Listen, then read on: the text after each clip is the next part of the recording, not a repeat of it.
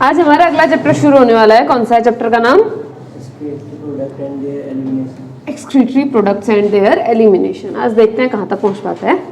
थोड़ा बहुत तो फिर भी हो ही जाएगा। क्यों? चलो बताओ, कोई भी ऑर्गन को लाइन करने वाले टिश्यू का क्या नाम होता है? एपिथेलियम।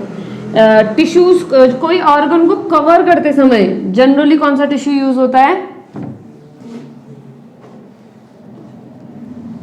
डेंस रेगुलर कि डेंस इरेगुलर?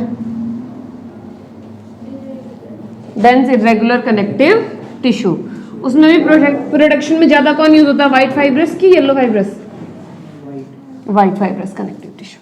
ठीक है, तो ये शब्द अभी दोबारा से सुनने को मिलेगा। मसल्स कितने टाइप की होती हैं? Voluntary, involuntary. तो on the basis of control हो गया। वैसे कितने टाइप के हैं? और कार्डियक। टोटल कितने टाइप के हैं? 3 टाइप के, स्मूथ, स्ट्रिएटेड और कार्डियक। स्मूथ मसल्स कहाँ मिलती हैं?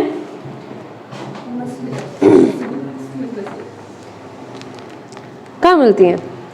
विसरल ऑर्गन्स में। अंदर वाले ऑर्गन नहीं कहते हैं, क्या बोलते हैं? इंटरनल ऑर्गन्स या फिर विसरल ऑर्गन्स। ठीक है, विसरल। और तो कौन सा इंटरनल शुरू होता है रे? मैं इंटरनल बोल रही थी, पूरे सुन तो लिया। अच्छा चलो, विसरल ऑर्गन्स मतलब इंटरनल ऑर्गन्स। इसमें कौन सी मसल्स होती हैं? स्मूथ मसल्स होते हैं। क्या हम स्मूथ मसल्स को कंट्रोल कर सकते हैं कि नहीं कर सकते? नहीं कर सकते। दूसरी हमारी स्केलेटल मसल। स्केलेटल मसल कहाँ होती है? स्केलेटन में। Very good.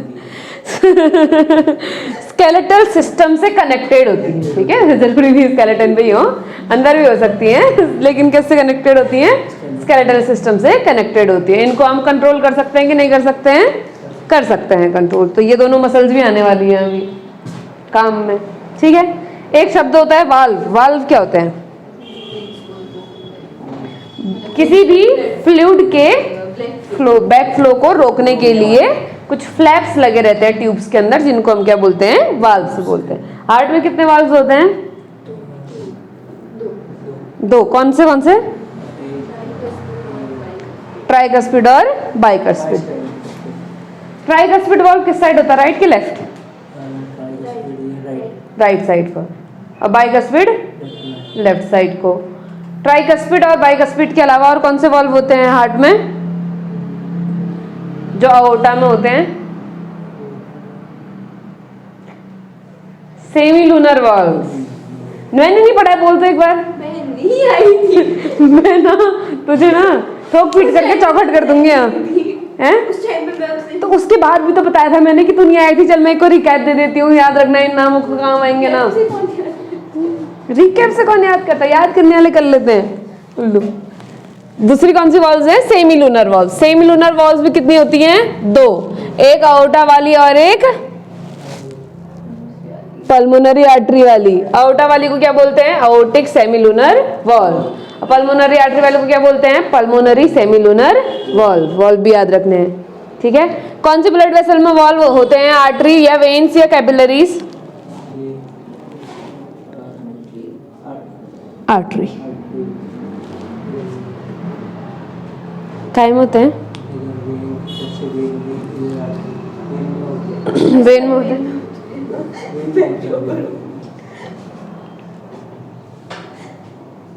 ये है पानी, इसमें थोड़ा ले ले हाथ में।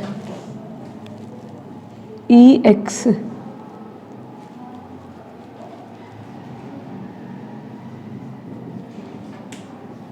excretory products and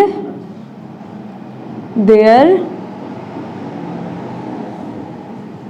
elimination. Simple words में बोलें तो इस चैप्टर के अंदर हम किसको पढ़ने वाले हैं? एक्सक्रीटरी सिस्टम को पढ़ने वाले हैं। ठीक है, अब सबसे पहली बात है कि एक्सक्रीटरी सिस्टम जो है, इसका काम क्या है, इसका फंक्शन क्या है, क्यों हम एक्सक्रीटरी सिस्टम का यूज करते हैं? क्यों यूज करते हैं हम एक्सक्रीटरी सिस्टम का? बॉडी से वेस्ट मटेरियल को बाहर निकालने के लिए। तो एक सबसे कॉमन काम तो क्या है? वेस्ट मटेरियल को बाहर निकालने के लिए वेस्ट मटेरियल। ये वेस्ट मटेरियल भी जनरली हम यहाँ किस वाले से डील करने वाले हैं, नाइट्रोजनस वेस्ट से डील करने वाले हैं। कौन से वेस्ट से, नाइट्रोजनस वेस्ट से डील करने वाले हैं। बाकी जो डाइजेस्टिव वेस्ट है हम उस पर ध्यान देने वाले अभी नहीं है, या फिर रेस्पिरेटरी वेस्ट पर भी अभी हम ध्यान देने वाले नहीं है। किस पे ध्यान देने वाले हैं, सिर्फ नाइट्रोजनस वेस्ट पर।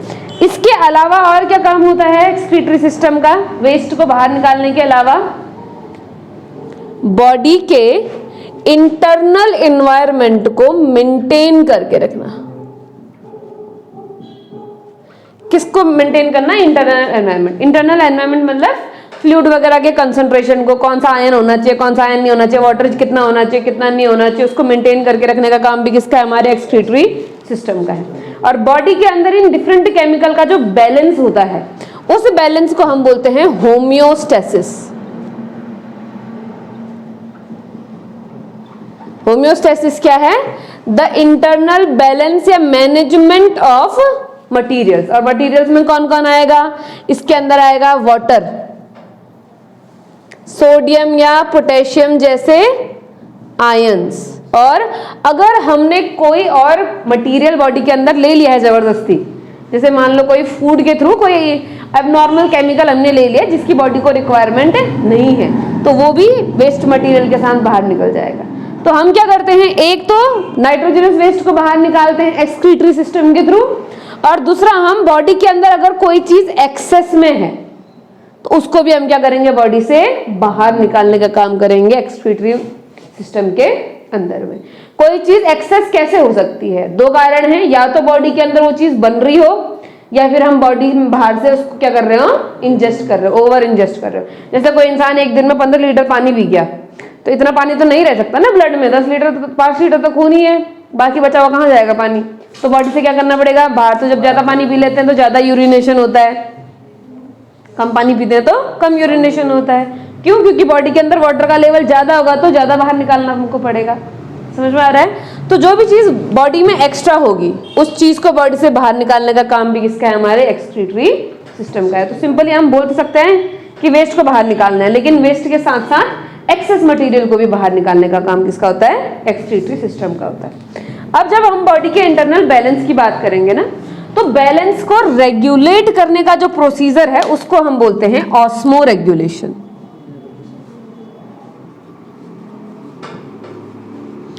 बॉडी के अंदर के होम्योस्टेसिस को बना के रखने का काम का जो मैकेनिज्म है या जो रेगुलेशन है बॉडी के इंटरनल इन्वायरमेंट को कंट्रोल करने का, उसको हम क्या बोलेंगे, ऑस्मो रेगुलेशन। ऑस्मो मतलब हो गया यहाँ पर ऑस्मोटिक प्रेशर से बात चल रही है, और ऑस्मोटिक प्रेशर जो होता है वो आयन के कंसंट्रेशन और वाटर के कंसंट्रेशन पर डिपेंड करता है। आई होप, अगर वैसे तो सिलेबस से डिलीट हो गया है और उतना समय भी मुझे लग नहीं रहा कि है हमारे पास कि हम पढ़ पाएंगे, लेकिन अगर चांस मिला कभी, मान लो तुम 12th में भी चले गए, तो किसी दिन संडे को आकर के बैठ करके पढ़ेंगे अगर हम वाटर का ट्रांसपोर्ट इन प्लांट्स, वहां पर ऑस्मोटिक प्रेशर वगैरह आता है, ऑस्मोटिक प्रेशर, टर्गर प्रेशर, वो सारी चीजें देखना एक बार एनसीईआरटी से खुद पढ़ सको तो अच्छी बात है, ठीक है। वहां पर उसका मतलब समझाएगा, लेकिन यहाँ मतलब समझाएंगे नहीं। यहाँ बस इतना समझो कि बॉडी के अंदर बैलेंस है कि नहीं है, और उस बैलेंस को ही हम क्या बोलते हैं, ऑस्मोटिक प्रेशर। कंसंट्रेशन ज्यादा है कि कम है, वाटर ज्यादा है कि कम है, उसको रेगुलेट करने का जो मेथड है, उसको रेगुलेट करने का जो मैकेनिज्म है, उसको हम क्या बोलते हैं, ऑस्मो रेगुलेशन बोलते हैं, ठीक है। और ऑस्मो रेगुलेशन के लिए हमें क्या करना पड़ता है, एक्सक्रीशन। वर्ड एक जैसे हैं मगर रिलेटेड है, मगर एक मतलब नहीं है उनका। बॉडी के अंदर के मीडियम का मेंटेन होके रहना क्या है, होम्योस्टेसिस। उसको मेंटेन करने की मैकेनिज्म को क्या बोलेंगे, ऑस्मो रेगुलेशन। ऑस्मो रेगुलेशन किसके थ्रू होगा, एक्सक्रीशन के थ्रू होगा, ठीक है। तो हमारे पास में एट द एंड बनता कौन है, एक्सक्रीशन।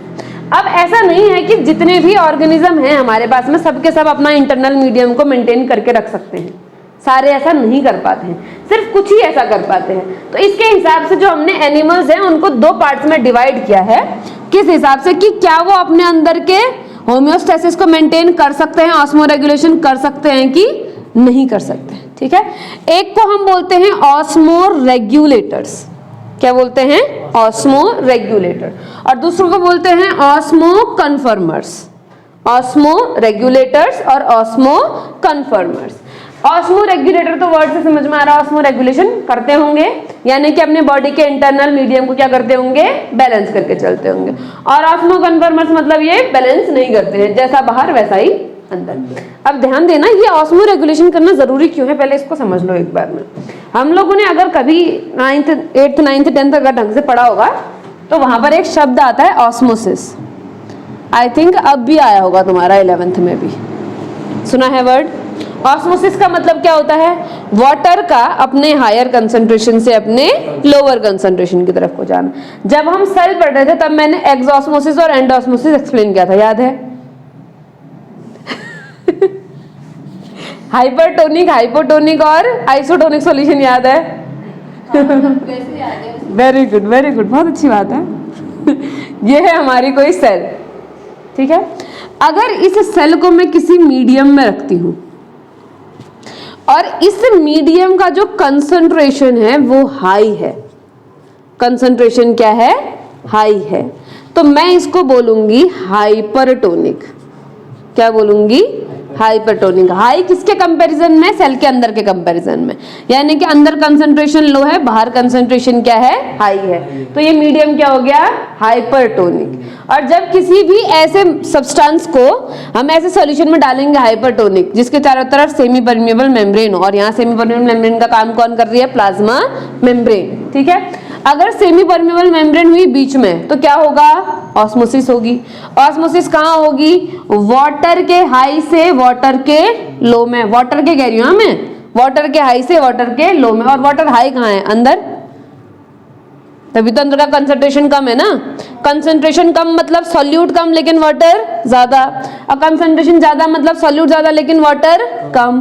तो बाहर क्या है, वाटर कम, तो बाहर से सारा का सारा, अंदर से सारा का सारा वाटर बाहर आ जाएगा और हो जाएगी एक्सऑस्मोसिस। क्या हो जाएगी, एक्सऑस्मोसिस। सेल का पूरा निचोड़ करके किशमिश बन जाएगा। समझ में आ रहा है? और अगर ऐसा हो गया तो फिर सेल की नॉर्मल मैकेनिज्म काम नहीं कर पाएगी। तो हमने बाहर के मिक्सचर को मेंटेन करके चलना है ताकि अंदर से बाहर ना आ जाए सारा का सारा वाटर। पहला ये।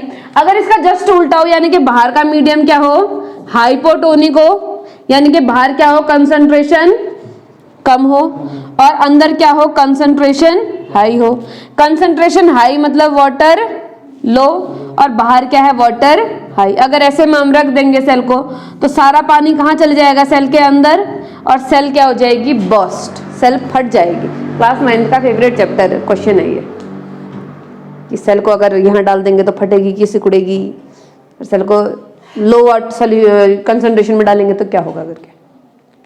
ठीक है, तो दोनों ही कंडीशन अच्छी नहीं है हमारी बॉडी के लिए। ध्यान दो, हमारी बॉडी में जो घूम रहा है वो लिक्विड है, ब्लड, ठीक है, और ब्लड का फिक्स कंसंट्रेशन होना चाहिए। ब्लड, एक और चीज घूम रही है जिसको हम बोलते हैं लिम्फ, उसका भी फिक्स कंसंट्रेशन होना चाहिए। हमारे पास जितनी भी सेल्स हैं वो मिलकर टिश्यू बनाती हैं, टिश्यू के बीच में फ्लूइड भरा रहता है जिसको हम टिश्यू फ्लूइड बोलते हैं। पढ़ा है कल ही, टिश्यू फ्लूइड होता है करके, उसका भी कुछ फिक्स कंसंट्रेशन होना चाहिए। अगर किसी का भी कंसंट्रेशन कम या ज्यादा हो, मान लो ब्लड वेसल में ब्लड का कंसंट्रेशन क्या हो गया, हाई हो गया, हाई मतलब ब्लड में वाटर कम, जितनी भी ब्लड वेसल की किनारे किनारे की मेम्ब्रेन है, क्या बोलते हैं उसको हम, एंडोथीलियम, एंडोथीलियम की सेल से सारा पानी अंदर आ जाएगा, सेल्स सिकुड़ जाएंगी, मर जाएंगी, ब्लड वेसल रप्चर, नहीं जी पाएंगे हम उसके बाद में। समझ में आ रहा है? या फिर अगर ज्यादा हो गया, मान लो वाटर ज्यादा हो गया ब्लड में, यानी कि कंसंट्रेशन वाटर का क्या, ब्लड का क्या गया, कंसंट्रेशन कम, तो वाटर का अमाउंट क्या हो गया, ज्यादा, सारा पानी वहां से चल जाएगा ब्लड वेसल की सेल्स में, सेल्स फट जाएंगे, ब्लड वेसल फिर भी रप्चर हो जाएगी। समझ में आ रही है? सेम बात बॉडी के हर एक पार्ट के लिए यूज होती है, हर चीज के लिए यही जो रूल है वो अप्लाई होता है कि अगर कंसंट्रेशन ज्यादा हो गया तो सेल सिकुड़ जाएगी, फ्लूइड का कंसंट्रेशन ज्यादा हो गया तो सेल सिकुड़ जाएगी, और अगर फ्लूइड का कंसंट्रेशन कम हो गया तो सेल फट जाएगी। हम दोनों ही नहीं चाहते, इसलिए हमको मेंटेन करके रखना है, इसी को हम बोलते हैं ऑस्मो रेगुलेशन, मेंटेन करके रखेंगे। अब मान लो कि कोई एक ऐसी सेल हो, वो क्या करे, मैंने इस सेल को क्या किया, ऐसे मीडियम में डाला, और ये क्या करे, ये अगर मान लो बाहर कंसंट्रेशन हाई है तो ये अपना कंसंट्रेशन भी अंदर हाई बना ले। पहले तो बाहर कंसंट्रेशन हाई था, अंदर कम था, लेकिन इन्हें कुछ तरीके लगा करके अंदर भी अपना कंसंट्रेशन हाई कर दिया, अंदर फटाफट फटाफट सॉल्यूट को डाल दिया अंदर, किसी चैनल वैनल के थ्रू, वैसे तो नहीं जा सकता, चैनल्स के थ्रू जाएगा, ठीक है। या फिर अगर बाहर कंसंट्रेशन लो है तो इसने अपना अंदर भी कंसंट्रेशन क्या करवा दिया, लो करवा दिया। लो करवा दिया मतलब अंदर से सॉल्यूट को बाहर भेज दिया, तो ओवरऑल बैलेंस कर दिया इसने। जैसे मान लो बाहर 10 है और अंदर खाली 5 ही है, तो बाहर से अंदर चल जाएंगे सॉल्यूट, या फिर अंदर 10 है और बाहर 5 ही है तो अंदर से बाहर आ जाएंगे सॉल्यूट। तो ये वाली सेल्स ज्यादा अफेक्ट नहीं होंगी। ये क्या करेंगी, अपने आप को भी अपने मीडियम के हिसाब से बदल देंगी।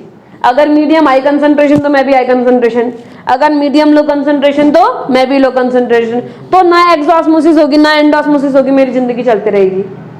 ये करते हैं ऑस्मो कन्फर्मर्स। ये क्या करते हैं, जिस मीडियम में जाएंगे उस मीडियम के अकॉर्डिंग अपनी बॉडी को बैलेंस कर देंगे, अडॉप्ट कर देंगे। तो इनको ऑस्मो रेगुलेशन की जरूरत नहीं है। क्यों जरूरत नहीं है, क्योंकि ये खुद को मतलब इस तरीके से मीडियम को, अंदर के मीडियम को बैलेंस करके चलने की जरूरत नहीं है। ऑस्मो रेगुलेशन तो कर ही रहे हैं, रेगुलेशन मतलब मेंटेन करना, बस ये क्या कर रहे हैं, ये बाहर के हिसाब से खुद को बदल दे रहे हैं। जैसा बाहर मीडियम वैसा ही मेरा मीडियम। जैसे अगर मैं अभी कोई लोअर एनिमल ले लूं और उसको सॉल्टी वाटर में डाल दो, तो थोड़े समय बाद उसकी बॉडी के अंदर भी उतना ही कंसंट्रेशन हो जाएगा, वो भी सॉल्टी हो जाएगा। अगर उसको शुगर सॉल्यूशन में डाल दो तो उसका बॉडी के अंदर भी शुगर का अमाउंट क्या हो जाएगा, बढ़ जाएगा, क्योंकि वो क्या कर रहे हैं, वो खुद को बदल रहे हैं according to their medium, according to their habitat. उनको हम क्या बोलेंगे, ऑस्मो कन्फर्मर्स बोलेंगे। लोअर वर्टिब्रेट्स से ही काम कर रहे होते हैं, ठीक है।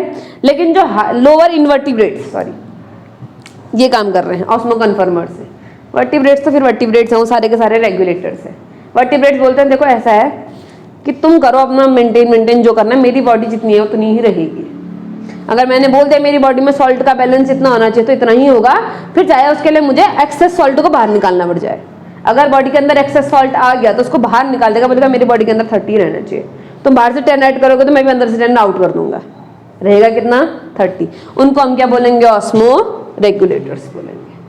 ये अपने बॉडी का इंटरनल मीडियम क्या करके रखते हैं, बैलेंस करके रखते हैं। इसमें एग्जाम्पल कौन कौन है, इसमें एग्जाम्पल हम सब मतलब सारे के सारे वर्टिब्रेट्स, कुछ फिशेस को छोड़ करके बाकी सारे वर्टिब्रेट्स क्या हैं, ऑस्मो रेगुलेटर्स हैं। और जनरली लगभग इनवर्टिब्रेट्स, लोअर इनवर्टिब्रेट्स क्या हैं, ऑस्मो कन्फर्मर्स, यानी कि वो अपना बदलते हैं, बाहर के हिसाब से खुद को चेंज कर लेंगे, अडॉप्ट कर लेंगे, ठीक है। जैसे कुछ लोग होते हैं ना, जैसे माहौल में जाएंगे वैसे हो जाते हैं। मस्ती के माहौल में जाएंगे मस्ती में बहल जाएंगे, पढ़ाई के माहौल में आएंगे तो पढ़ाई में रह जाएंगे, सीरियस माहौल होगा तो सीरियस हो जाएंगे। अब कुछ होते हैं जो हर जगह हंसने में रहते हैं, चाहे कैसा ही माहौल चल रहा हो, तो हर जगह हंसने वाले हैं ऑस्मो रेगुलेटर्स। वो कहेंगे मेरा नेचर है हंसना, तो सब जगह मैं वही करूंगा। लेकिन कुछ होते हैं ऑस्मो कन्फर्मर, जो मीडियम के हिसाब से खुद को क्या कर सकते हैं, एडजस्ट कर सकते हैं, चेंज कर सकते हैं, ठीक है। अब एक बात यहाँ पर ये आती है कि जो कुछ फिशेस को छोड़ करके जो बाकी बचे के फिशेस हैं, उनमें एक एग्जांपल आता तुम्हारा अडप्टेशन का, ज्यादा नहीं है, थोड़ा सा एनसीईआरटी में लिखा था, मैं उतना ही समझा रही हूँ तुम लोगों को, ठीक है। मैंने क्या किया, एक फिश थी, कितनी अच्छी फिश है, चलो मेरे पास एक फिश है।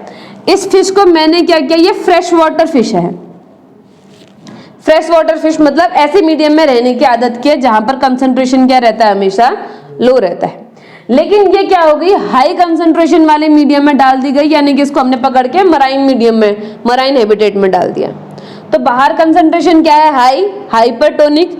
हाइपरटोनिक में क्या होगा, अंदर से सारा का सारा पानी बाहर आने लग जाएगा, एक्सऑस्मोसिस, तो बॉडी से भी वाटर क्या हो जाएगा, बाहर आ जाएगा। अब इसमें तो मेंटेन करके रखना है, तभी तो ऑस्मो रेगुलेटर मानी गई है, वरना क्या करती है, अंदर सॉल्ट इकट्ठा कर देती।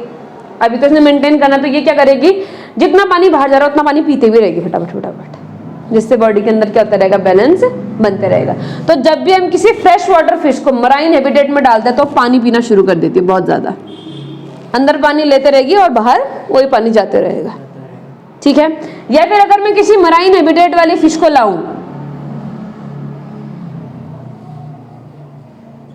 साफ बन गया, अगर मैं किसी मराइन हैबिटेट वाली फिश को लाऊं और उसको फ्रेश वाटर में डाल दूं, फ्रेश वाटर मतलब लो कंसंट्रेशन में डाल दिया मैंने, मराइन हैबिटेट में रहने की आदत है उसकी, यानी कि उसकी बॉडी और मराइन हैबिटेट का वाटर आइसोटोनिक है, तभी तो वहां कुछ दिक्कत नहीं है ना उसको, यानी कि उसकी बॉडी के अंदर का कंसंट्रेशन क्या है, हाई है। तो बाहर से सारा पानी क्या हो जाएगा, अंदर जाने लग जाएगा, फट जाएगी बेचारी मछली। तो ये क्या करेगी, बाहर से क्योंकि पानी आया जा रहा है तो फटाफट से इस पानी को बाहर निकालने की भी मेथड निकाल लेगी, मतलब जितना पानी अंदर आते जाएगा उतना पानी बॉडी से बाहर निकालते जाएगी, समझ में आ रहा है? तो ये कुछ अडेप्टेशन है, किसमें एग्जांपल है इसका, ऑस्मो रेगुलेशन में। अगर मैं किसी फिश को, कि कोई ऐसी फिश है जो लो कंसंट्रेशन में रहने की आदत की है, लो कंसंट्रेशन में रहने की आदत की है, मतलब जितना पानी का कंसंट्रेशन उतना ही मेरा भी कंसंट्रेशन, तभी मैं अच्छे से रह सकती हूँ वहां पर, ठीक है। अगर लो कंसंट्रेशन वाले हैबिटेट के, तो खुद के अंदर भी कंसंट्रेशन क्या है उसका, लो ही है। अगर इसको मैं हाई कंसंट्रेशन में डाल दूंगी तो ज्यादा पानी पिएगी। आएगा क्वेश्चन, क्यों? To maintain their osmotic balance या फिर होम्योस्टेसिस। तो क्या करेंगे, क्योंकि उनकी बॉडी से पानी बाहर जा रहा है तो पानी पीते रहेंगे ताकि अंदर का बैलेंस बना रहे, ठीक है।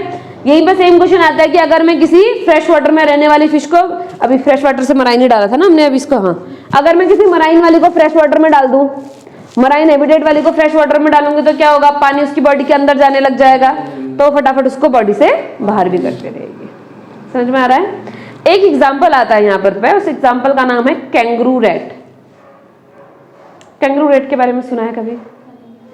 पानी नहीं पीता है कभी। अगर मैं तुमसे बोलूं इस पूरी दुनिया में ऐसा कौन सा एनिमल है जिसको पानी की जरूरत नहीं है? कैमल। कैमल तो पीता है। इतना जरूरत नहीं है। हर किसी को पानी की जरूरत है, बिना पानी के थोड़ी ना हम बॉडी के अंदर के रेस्पिरेशन के मैकेनिज्म नहीं पड़े क्या, बिना वाटर। हाँ, मैं बोल रही हूँ कौन सा ऐसा एनिमल है जिसको पानी की जरूरत नहीं है। पानी की जरूरत हर किसी को है, फिर चाहे वो बैक्टीरिया ही क्यों ना हो। समझ में आ रहा है? क्योंकि बॉडी के अंदर के मैकेनिज्म चलाने के लिए तो वाटर मॉलिक्यूल चाहिए, ब्रेक डाउन करने के लिए चीजों को, तो पानी की जरूरत हर किसी को है। अगर मैं बोलूं कौन सा ऐसा एनिमल है जो कभी पानी पीता नहीं है, तो हम क्या बोलेंगे, कैंगरू रैट। कैंगरू रैट कभी पानी नहीं पीता अपनी जिंदगी में। क्यों पानी नहीं पीता? उसका एक रीजन है। पानी इसलिए नहीं पीता है क्योंकि वो सीड्स खाता है, ठीक है, और सीड्स में होता है खूब सारा फैट। सीड्स में क्या होता है? खूब सारा फैट। हमने फैट ब्रेकडाउन पढ़ा है, हमें पता है फैट ब्रेकडाउन से क्या बनता है, एसिटाइल कोएंजाइम ए, और वो कहाँ जाता है, क्रेब्स साइकिल में एनर्जी बनती है। तो हम फैट को किसके लिए यूज करते हैं? एनर्जी बनाने के लिए। लेकिन कैंगरू रैट फैट को यूज करते हैं वाटर बनवाने के लिए। तो वो फैट का ब्रेकडाउन करवा के क्या बना लेते हैं, वाटर बना लेते हैं, और फिर उसी वाटर को अपनी बॉडी के अंदर यूज करते रहते हैं। तो बॉडी के अंदर तो वाटर बन ही रहा है, अगर बाहर से उसने वाटर ले लिया तो उसके अंदर का बैलेंस बिगड़ नहीं जाएगा? बिगड़ जाएगा ना, इसलिए कभी पानी पीता ही नहीं। वो भी उसके ऑस्मो रेगुलेशन का तरीका है, पानी न पीना, क्योंकि बॉडी के अंदर उसके ऑलरेडी वाटर बन रहा है, ठीक है। जहां तक बात हुई कैमल की, तो कैमल वाटर को स्टोर करता है। जैसे अगर मैं बोल दूं कि मैंने घर बाहर से, जैसे कोविड में हुआ था, सारा अनाज खरीद करके सबने स्टॉक लगा दिया था ना अपने घर में, तुमने लगाया था नहीं? तेरे को तो पता भी नहीं होगा, क्यों, छोटी होगी तो वो सारे छोटी थी, मुझे लगा 8-9 में तो पढ़ती थी, छोटी तो थी गई, ठीक है, लेकिन तुझे बताया नहीं होगा ना कि स्टॉक लगाया नहीं लगाया करके। तो उस समय पे क्या किया था, सब लोगों ने सामान खरीद के रख दिया था घर में, जैसे पता चला था लोगों को कि कोविड का लॉकडाउन लगने वाला है। तो इसका मतलब ये थोड़ी कि उसको सामान की जरूरत नहीं है, बस उसने सामान लेके रख दिया है पहले ही। समय समय पर कैमल क्या करते रहता है, अपने कुबड़ को रिफिल करते रहता है। और कैमल भी फैट को तोड़ के वाटर बनाने की कैपेसिटी रखता है, इसलिए वो जो हम्प होता है उसमें वाटर के साथ साथ फैट भी स्टोर करता है वो, और फैट को ब्रेक करके भी वाटर बनाता है वो, ठीक है। तो वो सेमी तो खुद चलता है, लेकिन थोड़ा बहुत उसको वाटर बाहर से भी चाहिए कैमल को। कैंगरू रैट पूरा ऑटोनोमस है, उसको अगर दुनिया में पानी खत्म हो जाता तब भी उसका काम चल जाएगा, बस उसको सीड्स मिलते रहने चाहिए। तो पानी नहीं होगा तो सीड्स भी कहाँ से बनेंगे? नहीं वैसे भी, हाँ, सीड्स खत्म हो गए तो फिर वाटर की जरूरत पड़ेगी, लेकिन उसकी बॉडी का मैकेनिज्म वैसा डेवलप ही नहीं हुआ है कि वो वाटर पी सके। चलो, इतना समझ में आ गया? ऑस्मो कन्फर्मर्स और ऑस्मो रेगुलेटर्स होते हैं। एक काम कर लो, तूने तो चैप्टर का नाम भी नहीं डाला ना अभी तक।